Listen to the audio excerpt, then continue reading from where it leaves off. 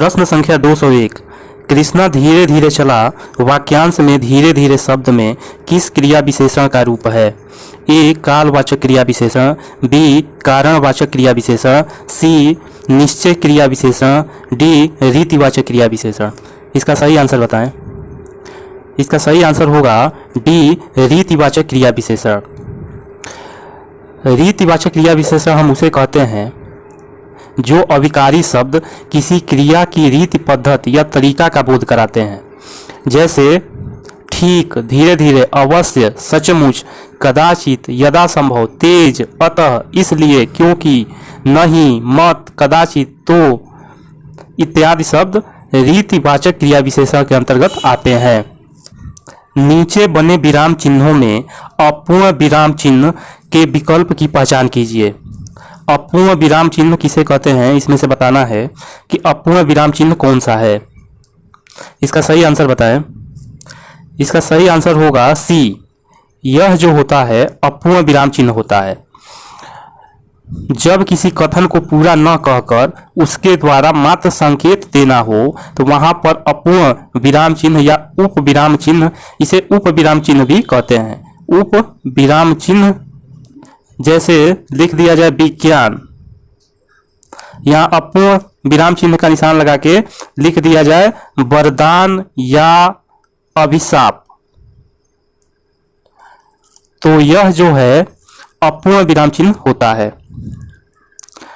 और इसको हम अल्प विराम कहते हैं, इसे हम अर्ध विराम चिन्ह कहते हैं, और इसे जो है खड़ी पाई को हम लोग पूर्ण विराम चिन्ह कहते हैं। यह जो निशान दिया गया है यह कौन सा विराम चिन्ह है, इसका नाम बताना है। ऐसे कौन सा विराम चिन्ह लगता है, इसका क्या नाम है? ए लाघव विराम चिन्ह, बी हंसपद विराम चिन्ह, सी तुल्यता सूचक विराम चिन्ह, डी लोप निर्देशक विराम चिन्ह। इसका सही आंसर बताएं। इसका सही आंसर होगा बी हंसपद विराम चिन्ह। इसे हम लोग त्रुटि बोधक विराम चिन्ह के नाम से भी जानते हैं। जब किसी शब्द अथवा वाक्यांश में कोई शब्द या अक्षर लिखने के दौरान छूट जाता है तो छूटे हुए अक्षर या शब्द को हंसपद विराम चिन्ह का प्रयोग करके उसके ऊपर हम लोग उस शब्द या अक्षर को लिख देते हैं। जैसे राम स्कूल जाएगा, राम स्कूल जाएगा। इसमें यदि हमारा छूट गया कि राम कल स्कूल जाएगा, तो यहाँ पर हंस विराम चिन्ह लगाकर हम ऊपर लिख देंगे कल, यानी कि राम कल स्कूल जाएगा। तो इसे हम हंस पद विराम चिन्ह या त्रुटि बोधक विराम चिन्ह के नाम से जानते हैं।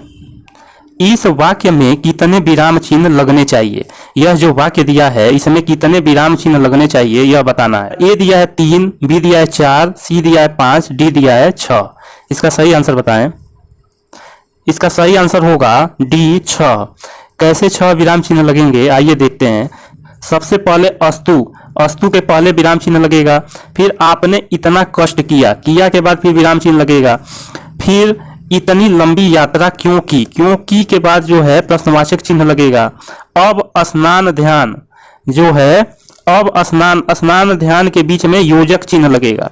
स्नान, स्नान के बाद ये योजक चिन्ह तब लिखा जाएगा ध्यान, स्नान ध्यान के बीच में योजक चिन्ह लगेगा। फिर इसके बाद ध्यान के बाद जो है फिर कोमा लगेगा, फिर भोजनादि करके कुछ विश्राम कर ले के बाद खड़ी पाई लगेगा, पूर्ण विराम। तो गिनते हैं कितना हो गया, 1 2 3 4 5 6, कुल मिला के 6 विराम चिन्ह लगेंगे। विशेषण के चारों भेदों के सामने शब्द दिए हुए हैं, जिनमें से एक शब्द सही नहीं है उसे चयनित कीजिए। गुणवाचक विशेषण सुगंधित, परिणामवाचक विशेषण के सामने दिया है बहुत, संख्यावाचक विशेषण के सामने दिया है 2 मीटर, और सार्वनामिक विशेषण के सामने दिया है कोई। इसका सही आंसर बताएं। इसका सही आंसर होगा संख्यावाचक विशेषण 2 मीटर, सी इसका सही आंसर। संख्यावाचक विशेषण उसे कहते हैं जो शब्द संख्या अथवा सर्वनाम की संख्या का बोध कराते हैं, लेकिन जब नाप तौल माप होता है वहां पर परिणाम बोधक विशेषण होता है। तो यहाँ पर 2 मीटर जो है परिणाम वाचक विशेषण का उदाहरण होगा। अब परिणाम वाचक विशेषण में भी 2 प्रकार के होते हैं, निश्चय परिणाम बोधक और अनिश्चय परिणाम बोधक विशेषण होते हैं। तो यह जो है 2 metre, 1 metre, 4 metre, 2 litre, 5 litre, ये सब निश्चय परिणाम बोधक विशेषण होंगे। और ये दे दिया गया बहुत घी, थोड़ा दूध आदि, यह जो है अनिश्चय परिणाम बोधक विशेषण होते हैं।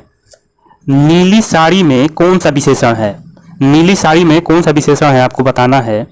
इसका सही आंसर होगा सी, गुणवाचक विशेषण। जो शब्द संज्ञा या सर्वनाम के गुण, दोष, रंग आदि प्रकट करें उसे गुणवाचक विशेषण कहते हैं। विशेषण के अनेक प्रकार हो सकते हैं, जैसे काल बोधक में नया, पुराना, ताजा, मौसमी, प्राचीन। और रंग बोधक गुणवाचक विशेषण में लाल, पीला, नीला, काला, बैगनी, हरा। और दशा बोधक में मोटा, पतला, युवा, वृद्ध आदि हो जाएंगे। यही गुण बोधक अच्छा, भला, बुरा, कपटी, झूठा, सच्चा, पापी, सरल आदि। यही आकार बोधक में हो जाएगा गोल, चौकोर, तिकोना, लंबा, चौड़ा, पतला, मोटा आदि। ये सारे जो हैं गुणवाचक विशेषण होते हैं। अत्यंत शब्द में कौन सा क्रिया विशेषण है? अत्यंत में कौन सी क्रिया विशेषण है बताना है। इसका सही आंसर बताएं। इसका सही आंसर होगा ए, परिणामवाचक क्रिया विशेषण। परिणामवाचक क्रिया विशेषण। तो अविकारी शब्द किसी क्रिया के परिणाम अथवा निश्चित संख्या का बोध कराते हैं, उन्हें परिणामवाचक क्रिया विशेषण कहते हैं। जैसे बहुत, अत्यंत, पूर्णता, अधिक, कुछ, थोड़ा, इतना, उतना, कितना आदि, ये सभी परिणामवाचक क्रिया विशेषण होते हैं।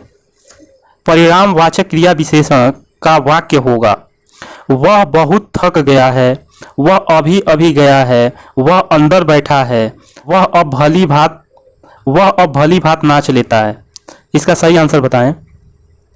इसका सही आंसर होगा ए, वह बहुत थक गया है। अभी हमने पहले वाले क्वेश्चन में बताया कि बहुत, थोड़ा, अत्यंत, कुछ, इतना, उतना, कितना, ये सभी जो है परिणामवाचक क्रिया विशेषण होते हैं। तो यहाँ पे दिया है बहुत, तो इसमें जो है परिणामवाचक क्रिया विशेषण लगा हुआ है। उसने स्नान करके भोजन किया। इस वाक्यांश में करके शब्द में कौन सी क्रिया का विकल्प है? ए, संयुक्त क्रिया, बी, प्रश्नार्थक क्रिया, सी, द्विकर्मक क्रिया, डी, पूर्णकालिक क्रिया। इसका सही आंसर होगा डी, पूर्णकालिक क्रिया। जब किसी वाक्य में 2 क्रियाएं प्रयुक्त हुई हो तथा उसमें एक क्रिया दूसरी क्रिया से पहले संपन्न हुई हो तो उसे संपन्न होने वाली क्रिया पूर्णकालिक क्रिया कहलाती है। तो यहाँ पर उसने स्नान करके भोजन किया, यानी कि भोजन करने से पहले उसने स्नान कर चुका था, अतः यहाँ करके जो है स्नान करना करके यह पूर्णकालिक क्रिया होगी। सोहन ने अपने आप को धोखा दिया। इस वाक्यांश में अपने आप शब्द में कौन सा सर्वनाम है? अपने आप में कौन सा सर्वनाम है यह बताना है। ए दिया है पुरुषवाचक, बी निश्चयवाचक, संबंधवाचक, निजवाचक। इसका सही आंसर बताएं। इसका सही आंसर होगा डी, निजवाचक। जिस सर्वनाम शब्दों का प्रयोग कर्ता अपने लिए अर्थात स्वयं के अर्थ में करता है उसे निजवाचक सर्वनाम कहते हैं। तो यहाँ पर सोहन ने अपने आप को धोखा दिया, यानी कि वह निज अपने आप को धोखा दिया, तो यहाँ पर निजवाचक सर्वनाम होगा। आप शब्द में कौन सा सर्वनाम है? ए पुरुषवाचक, बी निश्चयवाचक, सी संबंधवाचक, डी प्रश्नवाचक। इसका सही आंसर बताएं। होगा पुरुषवाचक। जैसे आप कहाँ जा रहे हैं, तो यहाँ आप में पुरुषवाचक सर्वनाम होगा। लेकिन ऐसा कोई शब्द हो कि यह काम मैं अपने आप ही कर लूँगा, तो यहाँ अपने आप ही कर लूँगा, यहाँ आप आएगा, तो यहाँ पर जो है यह निजवाचक सर्वनाम हो जाता। यहाँ निजवाचक ऑप्शन भी नहीं दिया है, फिर यह आप जो है आप कहाँ जा रहे हैं, तो यहाँ पुरुषवाचक सर्वनाम होगा। 4 शब्दों के आगे उनके विशेषण दिए गए हैं, जिनमें से एक विकल्प सही नहीं है, तो उसे चयनित कीजिए। ए दिया है भूमि, भौम, मृत्यु, मरत, लाठी, लथैट, रस, रसिक। इसका सही आंसर बताएं। इसका सही आंसर होगा बी मृत्यु का होता है मर्त्य, यह इसका सही विशेषण होता है। और सभी का विशेषण सही है, केवल ये जो है मृत्यु का होता है मर्त्य। अपना शब्द का भाववाचक शब्द है अपनाना, अपनात्व, अपनत्व, अपनियत्व। इसका सही आंसर बताएं। इसका सही आंसर होगा अपनत्व। अपना का भाववाचक संज्ञा अपनत्व होता है। आम शब्द में कौन सी संज्ञा है? ए दिया है समूहवाचक, बी दिया है द्रव्यवाचक, सी दिया है व्यक्तिवाचक और डी दिया है जातिवाचक। इसका सही आंसर बताएं। इसका सही आंसर होगा जातिवाचक। जातिवाचक में जितने भी प्रकार के आम हैं उस सबका जाति का यह आम बोध करा रहा है। यहाँ पर जातिवाचक संज्ञा होगी। कालिदास भारत के शेक्सपियर थे। इस वाक्यांश में शेक्सपियर संज्ञा के किस रूप का विकल्प है? ए दिया है व्यक्तिवाचक संज्ञा, बी दिया है जातिवाचक संज्ञा, सी दिया है भाववाचक संज्ञा और डी दिया इसमें से कोई नहीं। इसका सही आंसर बताएं। इसका सही आंसर होगा बी जातिवाचक संज्ञा। कालिदास भारत के शेक्सपियर थे। इस वाक्यांश में शेक्सपियर शब्द जातिवाचक संज्ञा के रूप में प्रयोग हुआ है, क्योंकि कोई भी व्यक्तिवाचक संज्ञा जो अपने गुण की विशेषता के कारण भी प्रसिद्ध हो उसका प्रयोग जातिवाचक संज्ञा के रूप में किया जाता है। जैसे जयचंद, विभीषण, भीम, गांधी जी आदि का प्रयोग जातिवाचक संज्ञा के रूप में भी होता है। जैसे कहा जाए कि यह हमारे गांव का गांधी है, अर्थात वो सत्य अहिंसा के मार्ग पर चलने वाला है। तो यहाँ पर गांधी जो है यहाँ जातिवाचक संज्ञा होगी। बंदव गुरुपद पदुम परागा, सुरुच सुबास सरस अनुरागा में कौन सा छंद है? इसमें छंद बताना है। ए चौपाई, बी दोहा, सी सोठा और डी गीतिका। इसका सही आंसर बताएं। इसका सही आंसर होगा ए चौपाई। यह चौपाई छंद का उदाहरण है। चौपाई छंद जो होता है वह सममात्रिक छंद होता है, जिसके प्रत्येक चरण में 16-16 मात्राएं होती है। तीन अवस्था तीन गुण, ते ही कपास ते काढ़ी, तुला तुरीय संवरी पुनी, बात करे सुगाढ़ी में छंद है। इसमें कौन सा छंद है बताना है। ए दिया है वरवय, बी दिया है दोहा, सी दिया है छप्पय, डी दिया है चौपाई। इसका सही आंसर बताएं। इसका सही आंसर होगा बी दोहा। दोहा छंद का उदाहरण है। दोहा के प्रथम और तृतीय पद में 13-13 मात्राएं होती हैं और दूसरे और चतुर्थ पद में 11-11 मात्राएं होती हैं। मेरी भव बाधा हरो, राधा नागर सोए, जा तन की छाही पड़े, श्याम हरित दुति होए। यह कौन सा छंद है? ए साखी, बी दोहा, सी चौपाई, डी सोरठा। इसका सही आंसर बताएं। इसका सही आंसर होगा दोहा। दोहा का उल्टा छंद है। दोहा का उल्टा छंद कौन सा होता है? तो यहाँ पे दोहा में हम लोग जानते हैं कि प्रथम और तृतीय पद में जो है 13-13 मात्राएं होती हैं, जबकि सेकेंड और फोर्थ पद में 11-11 मात्राएं होती है। और इसके उल्टा जो होता है वह होता है सोठा। सोठा के पहले और तीसरे में 11-11 मात्राएं होती हैं, जबकि दूसरे और चौथे में 13-13 मात्राएं होती हैं। तो दोहा का उल्टा होगा सोठा। चारु चंद की चंचल किरणें, इस पंक्ति में कौन सा अलंकार है? इसमें अलंकार बताना है। ए दिया है यमक, बी दिया उत्प्रेक्षा, अनुप्रास, श्लेष। इसका सही आंसर बताएं। इसका सही आंसर होगा अनुप्रास। जब किसी पंक्ति के शब्दों में एक ही वर्ण एक से अधिक बार आता है तो वहां पर अनुप्रास अलंकार होता है। तो यहाँ पर च की आवृत्ति बार बार हुई है, च वर्ण की आवृत्ति बार बार हुई है, तो यहाँ पर अनुप्रास अलंकार होगा। निम्नलिखित में कौन सा अलंकार है? नीक दिन हरि सुंदरताई, ए श्लेष, बी यमक, सी उपमा, डी रूपक। इसका सही आंसर बताएं। इसका सही आंसर होगा ए श्लेष।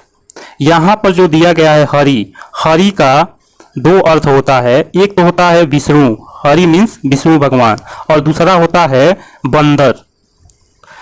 तो यहाँ दो अर्थ इसमें छुपा हुआ है। जब नारद जी का मोह भंग का प्रसंग हुआ था तो उसमें विष्णु भगवान ने नारद को हरि बंदर का शक्ल दिया था।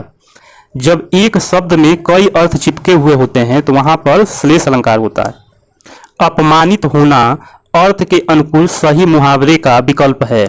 ए आंख झुकाना, बी सिर नीचे होना, सी नाक कटना, डी बात बिगड़ना। इसका सही आंसर बताएं। इसका सही आंसर होगा सिर नीचा होना। अपमानित होना अर्थात सिर नीचा होना।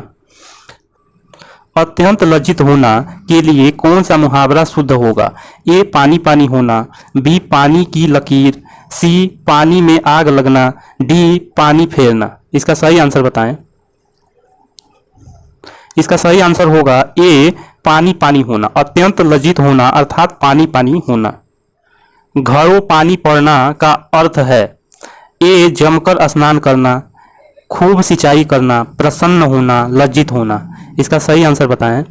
इसका सही आंसर होगा डी लज्जित होना। घरों पानी पड़ना अर्थात लज्जित होना। पौ 12 होना का अर्थ है ए उपद्रव करना, बी हानि उठाना, सी हर तरह से लाभ कमाना, डी 9 2 11 हो जाना, डी 9 2 11 हो जाना। इसका सही आंसर बताएं। इसका सही आंसर होगा सी हर तरह से लाभ कमाना। पौ 12 होना अर्थात हर तरह से लाभ कमाना। यदि यह वीडियो आपको पसंद आया हो तो लाइक करें, फेसबुक व्हाट्सएप पे अपने मित्रों के साथ शेयर करें तथा कमेंट बॉक्स में यह वीडियो में क्या कमी रह गई है उसको बताएं। धन्यवाद।